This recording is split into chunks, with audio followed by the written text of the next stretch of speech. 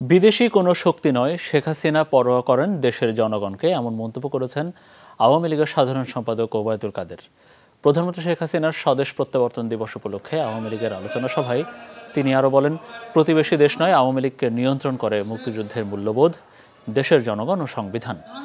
যত ষড়যন্ত্র করা হোক, সংবিধানের বাইরে কেউ যাবে না বলে জানান ওবায়দুল কাদের। আলোচনা সভায় তিনি বলেন, মির্জা ফখরুল ইসলাম আলমগীর 28 অক্টোবর পালিয়ে গিয়ে এখন বেসামাল হয়ে আওয়ামী লীগের বিরুদ্ধে আক্রমণ করছে। মির্জা ফখরুল ইসলাম আলমগীর 28 অক্টোবর পালিয়ে গিয়ে এখন বেসামাল হয়ে প্রতিনিয়ত